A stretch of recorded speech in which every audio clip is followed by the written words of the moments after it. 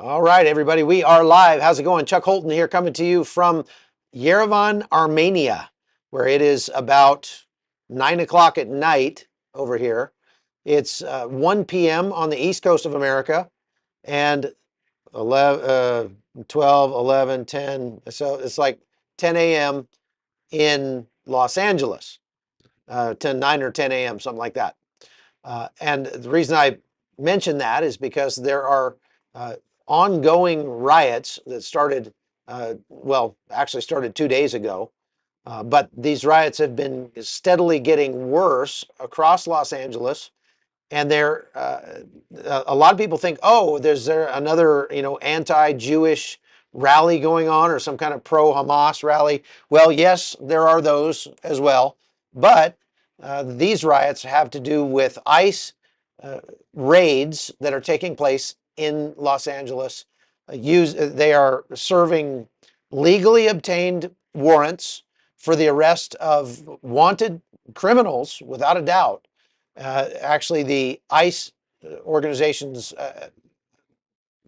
public affairs people have been releasing the rap sheets of the guys that they are arresting. And there's no question. I mean, these guys are wanted for larceny, they're wanted for rape, they're wanted for murder. And so they should be getting cheered and not attacked. But let's break down what's happening real quick. Before I do that, go ahead and write in the chat and tell me where you're watching from. I'd like to go back and see that. Plus, it helps the algorithm. So that's one easy thing you can do to help the channel.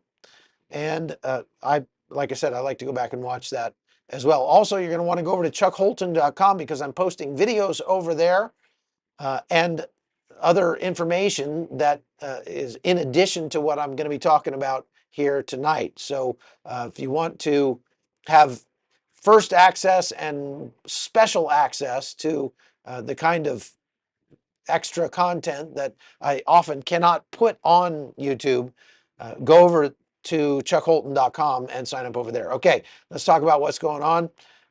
The president is sending National Guard troops into Los Angeles, and he's doing that because, where did my notes go? They're there. Starting 2 days ago, ICE launched coordinated raids on multiple sites across Los Angeles simultaneously. One was a clothing warehouse in the Fashion District. There was a Home Depot in Westlake and a donut shop, of all things, in Paramount.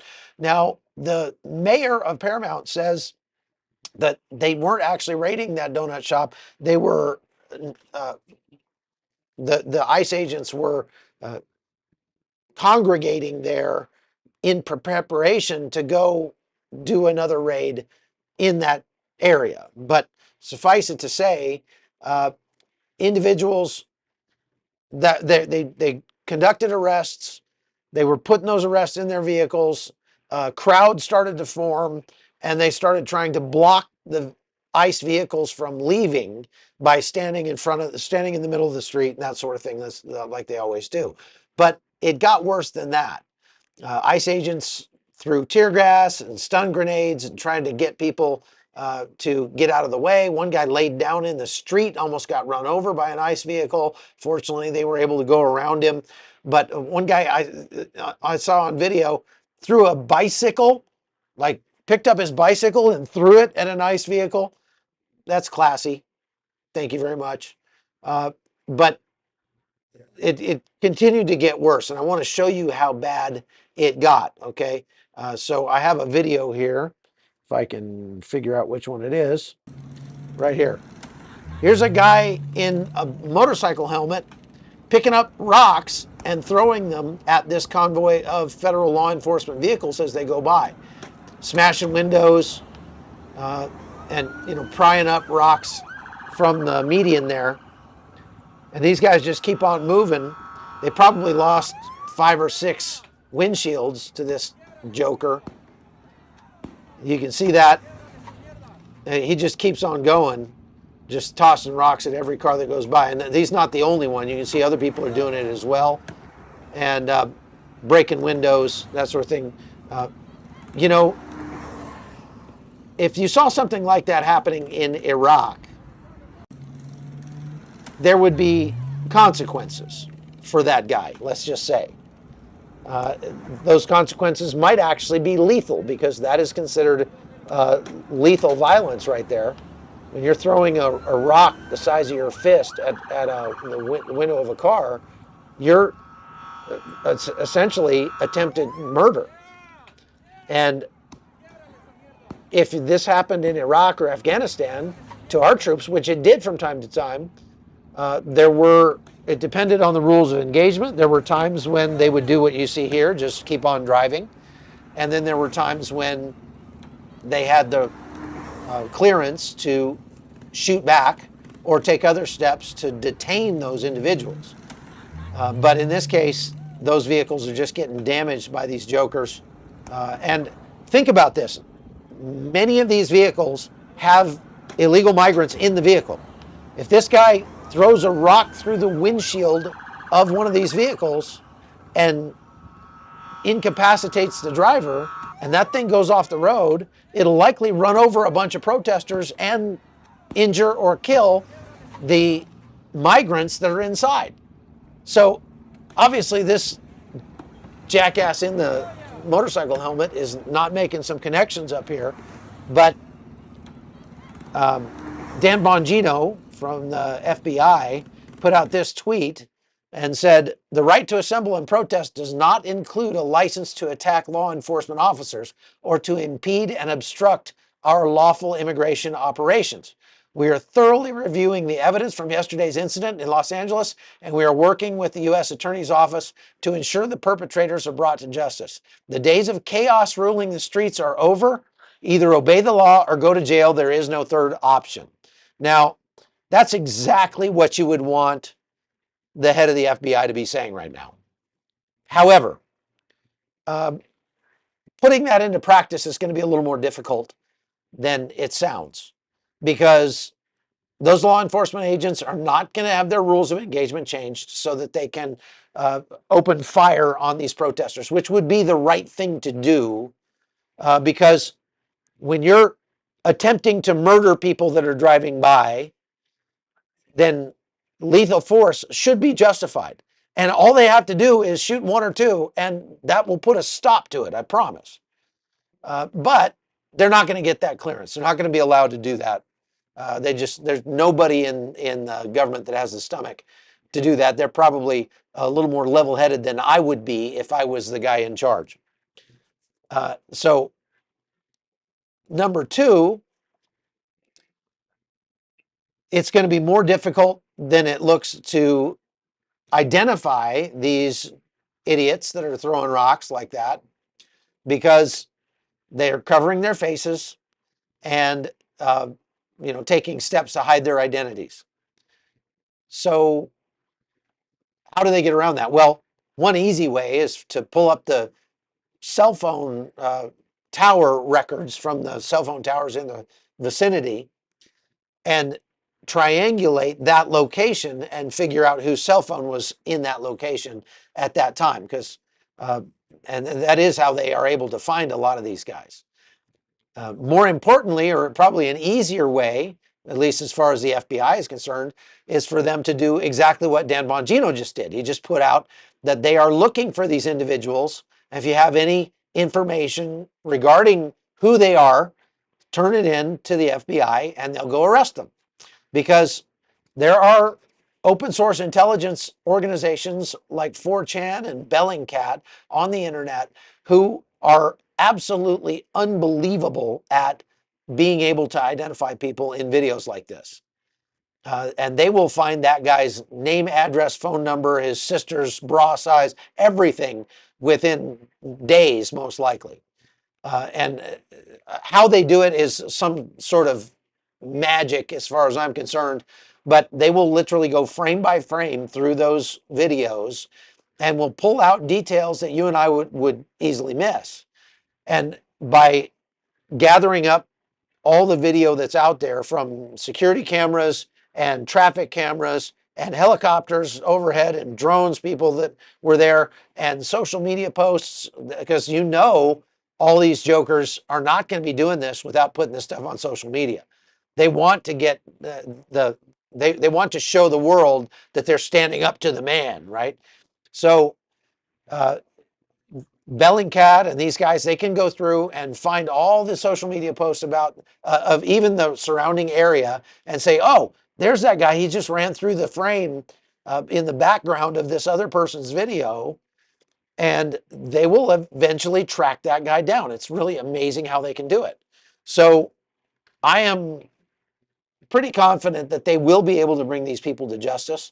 But the real question is, do they have the inclination to actually bring them to justice? Now, the reason I say that is because I spent a lot of time covering the riots in Portland and Seattle during the first Trump administration.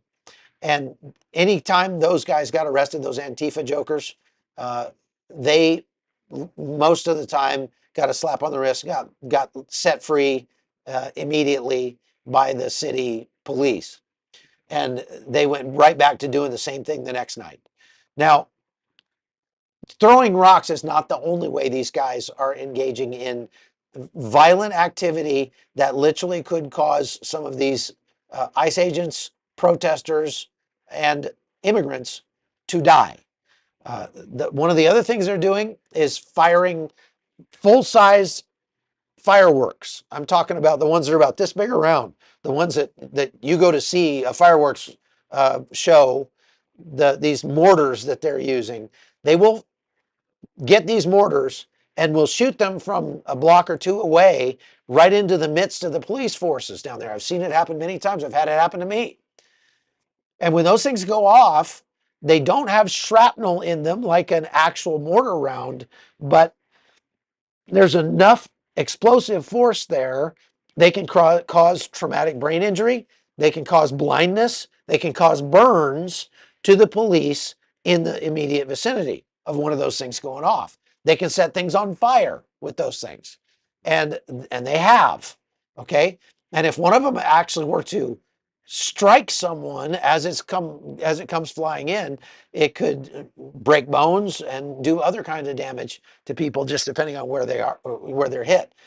So it's no wonder that the riot police that were out trying to push these protesters back are fully kitted up. You know, they get criticized for wearing helmets and goggles and body armor and carrying weapons and, you know, shooting tear gas and all that stuff. That's militarization of the police, heavy-handed, you know, response to lawful protests. Well, they're not lawful if they're engaging in unlawful activity during the protest. And you can't blame these police officers for taking the steps that are necessary to try to protect their bodies from things like these fireworks and rocks and bottles and everything that are being thrown at them.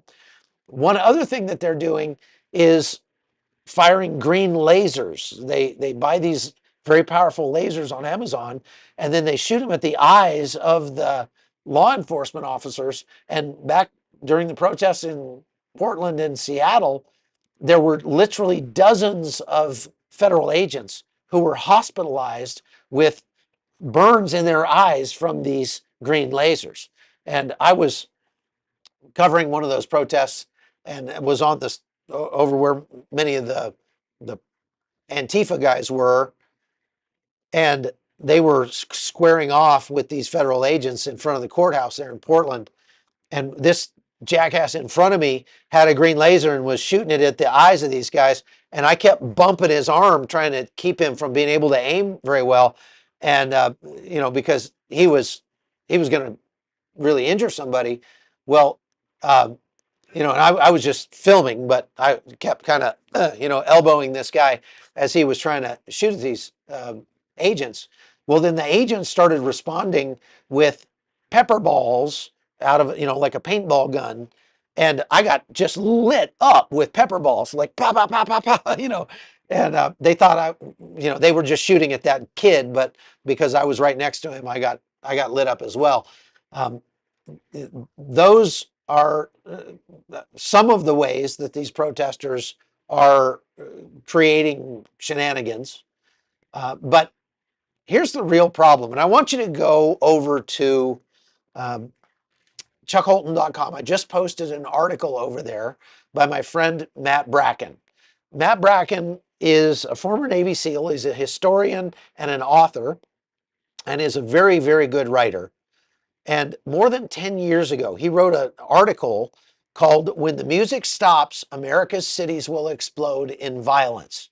And I want you to go read that article because, first of all, you'll realize that Matt Bracken is a prophet because the scenarios that he writes about in this article are, just like they're torn right from the headlines today.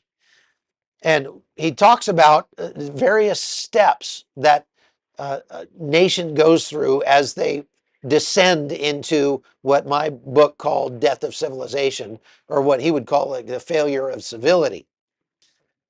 And I want to go through some of those steps because I want you to see how much we are going down this path. Okay.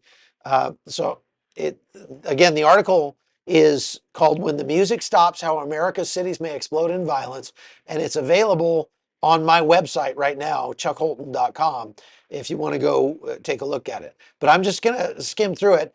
He said, as you see these, what he calls feral youth, uh, boys with no daddies, apparently, who would slap them upside the head and keep them from going out and attacking police. These feral youth get used to lawlessness. The first thing they start with is flash mob looting. That is, they coordinate on social media, and we're all going to show up at the local 7-Eleven and we're going to clean that place out. And we've seen lots and lots of videos of this happening across the United States in recent years. It happens in Chicago, it happens in New York, it happens all over the place. And these guys just, they coordinate with each other, and then they all show up and they figure they can't arrest all of us. They cover their faces and they run in and they just scoop up armloads of stuff and just run away. I myself went out and reported on this phenomenon happening in Los Angeles as they went through a very high-end mall, Nordstrom's, with 70 or 80 thieves all at once that came in and just started grabbing clothes off the racks. They assaulted the security guard, smashed out the windows, and left the place in shambles. And this stuff happens on an increasingly common basis. Now, as they get comfortable with that kind of, activity, what Bracken says is that a new social contact gets created where these guys expect to be able to break the law like that without any consequences. The worst thing that could happen, you might get arrested, you'll get taken down, and they'll take your fingerprints and they'll let you go. But you're not going to spend serious time in jail or anything like that. And so this new social contract gets sort of just by definition or by default created. And these guys then move on to, okay, well, now we can ransack whole cities.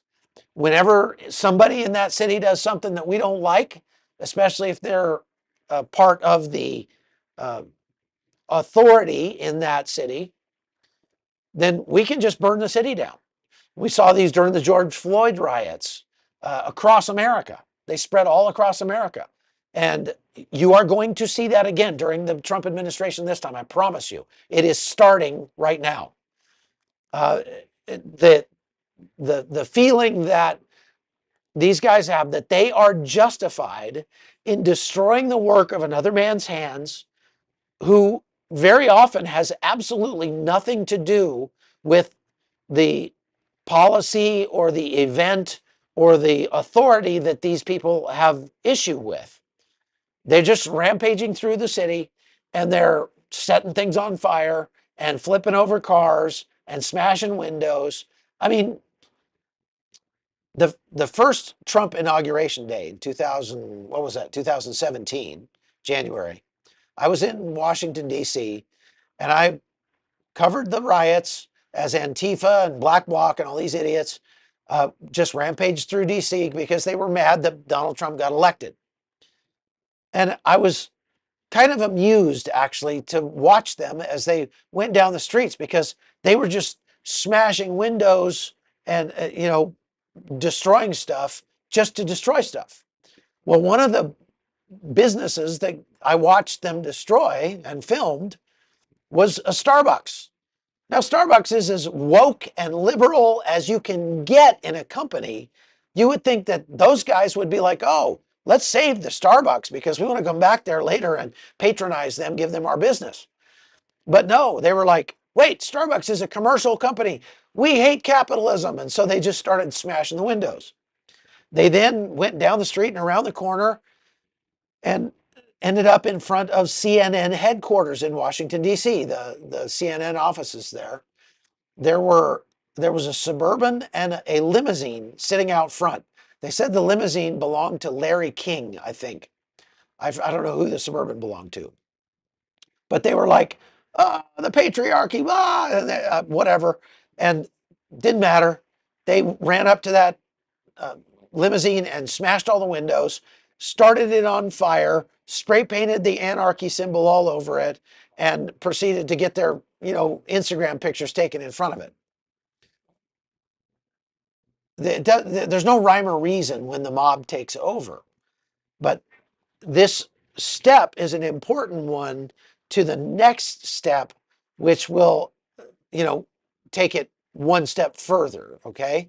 And that is how the police respond to these riots. Well, they've been used to these guys, they've been used to protests, and they've been used to county district attorneys that are unwilling to prosecute criminals in their jurisdictions because they're sanctuary cities, they're Democrat-run strongholds across the country.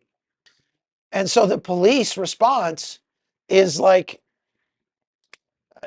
they're not real aggressive normally toward these guys.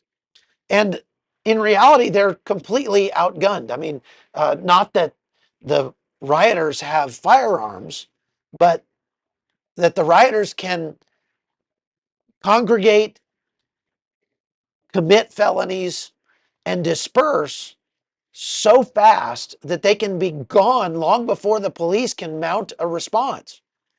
Because if the police want to pull out their riot team or their SWAT team, it's going to take them at least an hour to do that. Well, in an hour, this flash mob will have finished their work and have moved on. And so, this is when the police forces are still intact. But imagine what happens when these guys start rampaging through residential areas, which has happened. I watched some of it happen in Seattle. And they start burning people's houses or attacking people in their homes. Okay. Now you might say, well, try that where I live. I'm packing. Okay, good for you. But they're not probably going to try that where you live. They're going to try that in places where they know they can get away with it. And in those places, it's difficult, if not impossible, for the people who need the ability to protect themselves to get the tools required to protect themselves. And the mob knows this. And so imagine what happens when these riots are like a massive multi-cell terror attack, where they're not just happening on one street corner, they are intentionally being planned for lots of places across the city. Stand in the middle of the street, put rocks and trash cans and dumpsters and stuff in the middle of the street, set cars on fire so they block the road, and absolutely shut down the major metropolitan areas so that the police can't even get to the places where this is happening. This is the next step, folks, and believe me, it's coming. I mean, we're starting to see it, all right? And we're seeing it especially in places like Europe and in the Middle East, for sure. So then Bracken says the response that it will happen then when the people, you and me, realize that the police are unable or unwilling to actually put a stop to this violence, then people are going to start with vigilante justice. They're going to feel justified to engage in a vigilante response. And so that's when you have a group of angry neighborhood guys rolling up with their pickup trucks, dropping the tailgate, and there's 4 guys laid down in the tailgate, and they just open fire on the crowd. And just we have mass shootings. We just have them killing a bunch of people.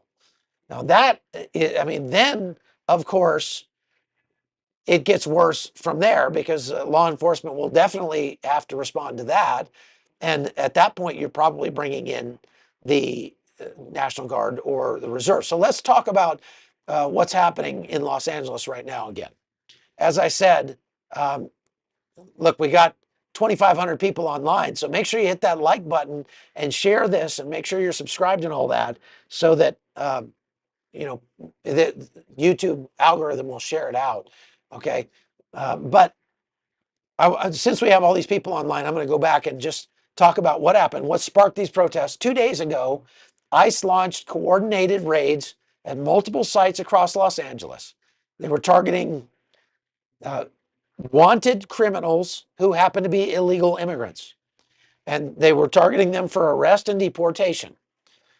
As they carried out these justified legal warrants, a crowd of people started to form and try to hinder federal law enforcement from doing their job.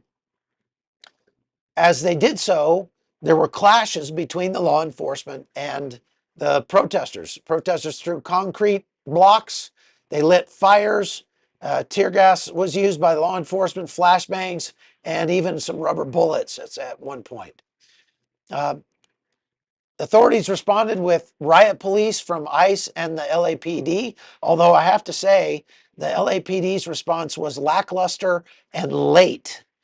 And a lot of that has to do with the fact that the mayor of Los Angeles is standing up for the criminals, is essentially calling for violence against ICE agents, against federal agents that are carrying out their work. That lady is, I mean, how they keep, LA keeps getting worse. And so it's like the people in LA go, well, that last communist lefty that we put in office of the mayor just made everything worse. So what we really need is somebody that's more left-wing communist, and that'll make it better. You know, it's like these people are not making connections up here. It doesn't make any sense. But so the local authorities are being hamstrung and literally told to stand down and not go to the assistance of ICE and the LAP, ICE and whoever else is out there. So the Trump administration signed a memo yesterday that said that placed 2,000 California National Guard troops under federal control. So the way that works is with National Guard troops, National Guard are state run organizations. Okay. And so the California National Guard reports to the governor of California, Gavin Newsom.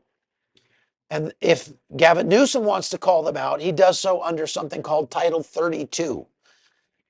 But it is possible and then if they do that, if Gavin Newsom calls them out, then they can be essentially deputized to help enforce state law in California. But if President Trump wants to federalize those National Guard troops, he can do so under Title 10. And in so doing, they are not able to enforce state laws in California, but they are able to help enforce federal laws. However, they cannot, they are subject to posse comitatus. So posse comitatus is well, how do I put this in simple terms?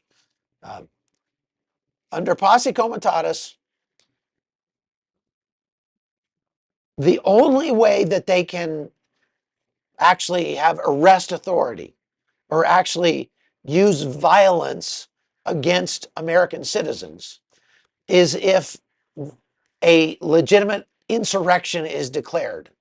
And so under the Insurrection Act, posse comitatus can be suspended, and troops that are federalized, which means essentially they're being put on active duty, they can actually be used against American citizens. Now, that's almost never happened.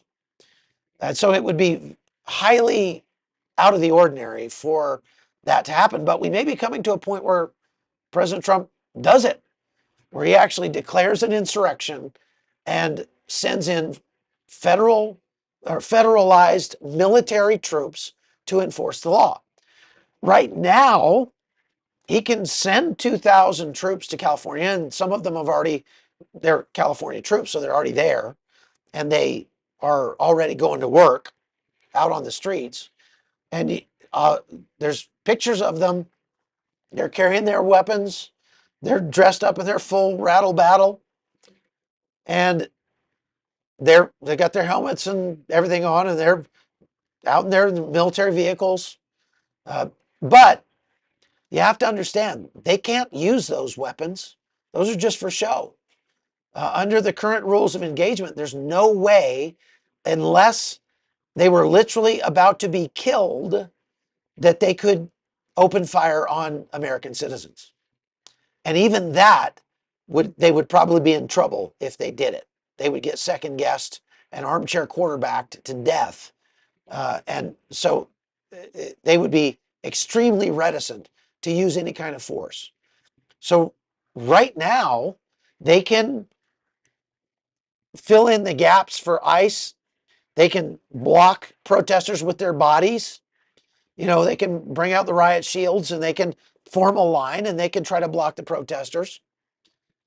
But they cannot arrest them. They cannot use any kind of, violence against those protesters under Title 10 as it stands right now. Now, Pete Hegseth has said that he will call in active duty Marines from 29 Palms if the violence continues. As I showed you before, those of you who haven't seen it, what we're seeing is these protesters throwing large rocks at cars being driven by, smashing windows. These are ICE vehicles. Those are Border Patrol and federal law enforcement vehicles. And these guys are throwing rocks and smashing windows.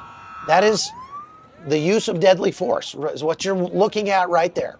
That is deadly force being used. So theoretically, deadly force would be authorized in response, but these guys know better than that.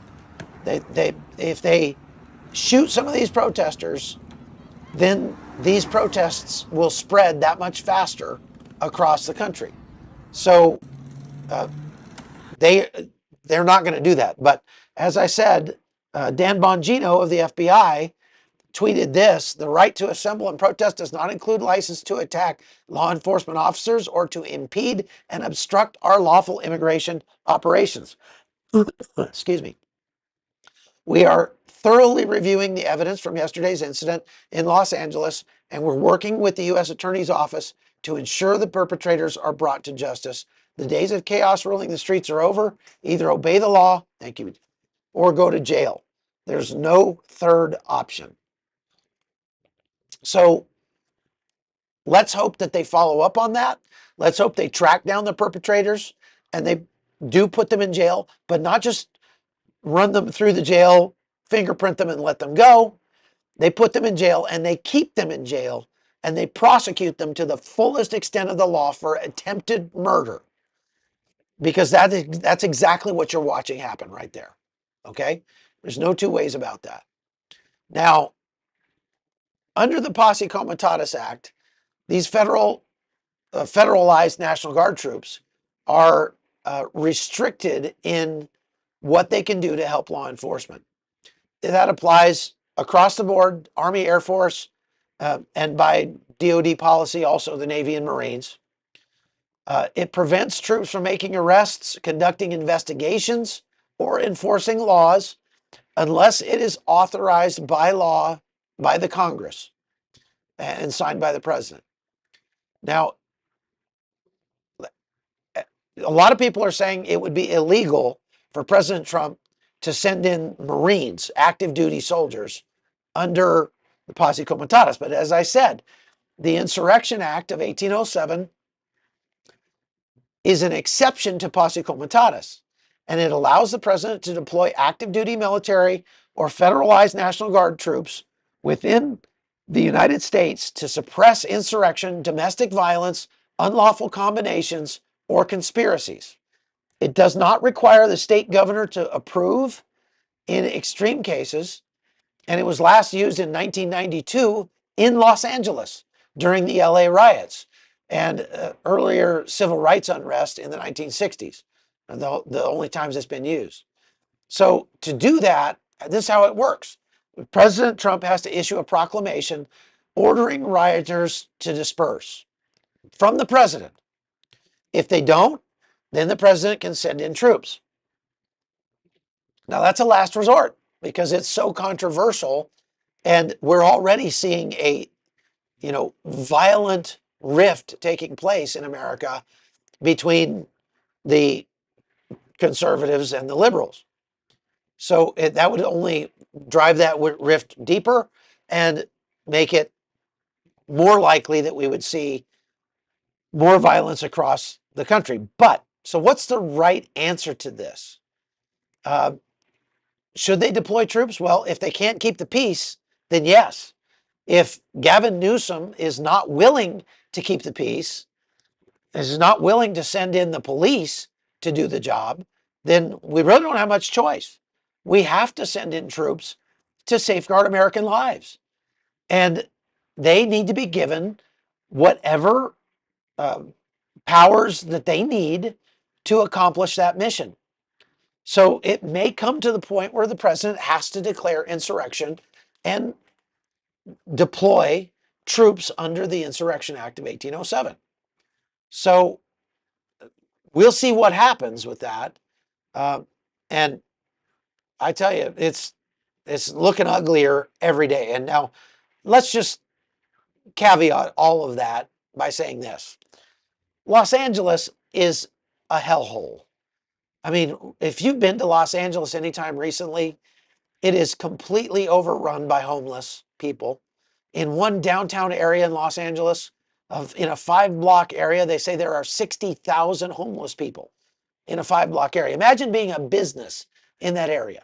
Now, I've walked around that area, and I can tell you, you have to watch where you're walking because there's human feces everywhere. Drug paraphernalia, needles, everything, condoms, you name it, all over the place down there. Trash everywhere.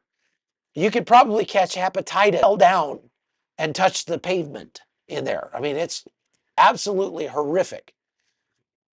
And Gavin Newsom says right now, he's putting out tweets that say, there's no problem in California. We don't have any problem. Everything's fine. We don't need National Guard troops. We don't need the federal government in here. We can take care of all this ourselves. Well, you're not. You're not taking care of it. And if you're not taking care of it, then yeah, the federal government needs to step in because you are allowing lawlessness. I mean, Gavin Newsom is saying, what problem? We don't see a problem here. There's no problems. Everything's fine. So with that, I think that when we start to refer to the people that we disagree with politically as, by derogatory names like that, I've heard, dem tards, dem turds, whatever, demon rats, stuff like that. What we are doing is we're dehumanizing them. And that's one step away from using violence against people like that. That's how, when you go to places like the Middle East or, over here in Armenia, where I'm sitting right now, the Azeris, the forces of Azerbaijan, have been dehumanizing Armenians for many years.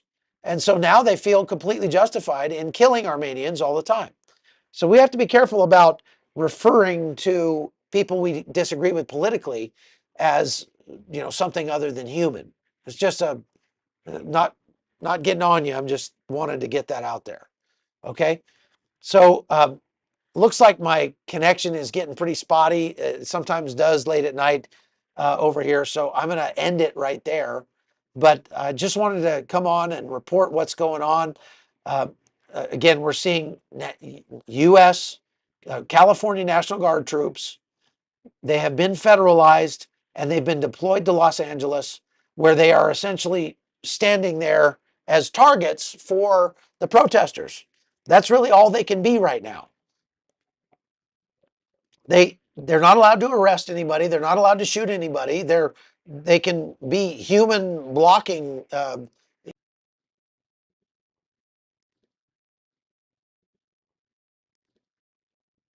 No data. There we go. Okay, now we have a connection back. Thank you very much for watching. I just I'm gonna end it here, but please do go to chuckholton.com. You can subscribe and become a supporter over there if you want to support our work, and we appreciate everybody who does that. And make sure to subscribe to this podcast and like it and share it with your friends. So take care. We'll see you again tomorrow, hopefully, from over here in Yerevan, Armenia.